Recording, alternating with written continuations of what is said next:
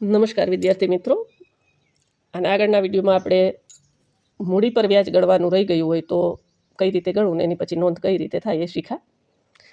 આપણે HSC બોર્ડની પરીક્ષામાં વિભાગ C-ના દાખલા નંબર 31માં જે દાખલા પૂછાય છે એની પદ્ધતિઓ શીખીએ છીએ. આ વિડીયોમાં આપણે ઉપાડ પર વ્યાજ ગણવાનું રહી ગયું હોય તો એની નોંધ કઈ રીતે કરવી એ શીખશું. તો સૌથી પહેલાં શું કરવાનું, તો મૂડી પર વ્યાજની જેમ જ સૌ પ્રથમ ભાગીદારોના ઉપાડ પર વ્યાજ ગણો.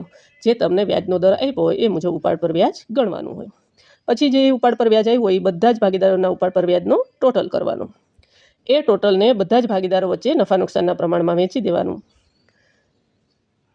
ખાસ યાદ રાખવાનું, નફા નુકસાનના પ્રમાણમાં વેચવાનું. જો નફા નુકસાનનું પ્રમાણ ન આપ્યું હોય તો સરખે હિસ્સે વેચી દેવાનું.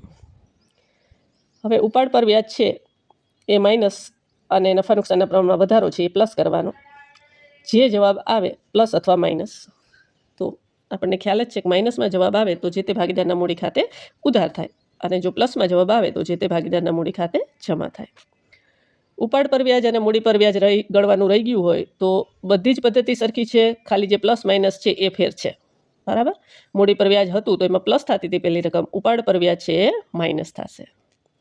ઉપાડ પર વ્યાજ વસૂલ કરવાનું થશે એટલે નફામાં વધારો થશે. નફામાં વધારો થાય, નફા નુકસાનના પ્રમાણમાં વધારો જે તે ભાગીદારમાં પ્લસ કરી દેવાનું.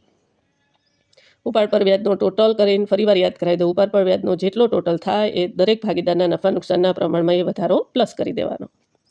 પછી જે જવાબ આવે એ પ્લસ આવે તો મૂડી ખાતે જમા, અને માઇનસ આવે તો જે તે ભાગીદારના મૂડી ખાતે ઉધાર. આ રીતે ન ફાવે તો તમે આ રીતે પણ ચાર્ટ બનાવીને ગણતરી કરી શકો છો.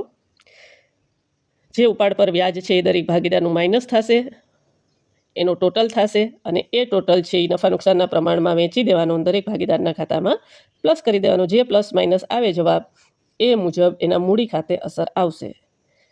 દાખલા તરીકે એ ભાગીદાર છે એને માઇનસમાં જવાબ આવ્યો તો એના મૂડી ખાતે ઉધાર થશે. માની લો કે બીના મૂડી ખાતે જમા પ્લસ આવ્યો, BCના તો એના મૂડી ખાતે જમા થશે. ખાસ યાદ રાખવાનું, માઇનસમાં જવાબ આવે તો એના મૂડી ખાતે ઉધાર થાય, અને પ્લસમાં જવાબ આવે તો જે તે ભાગીદારના મૂડી ખાતે જમા થાય. આ વિડીયોમાં અહીં સુધી રાખીએ.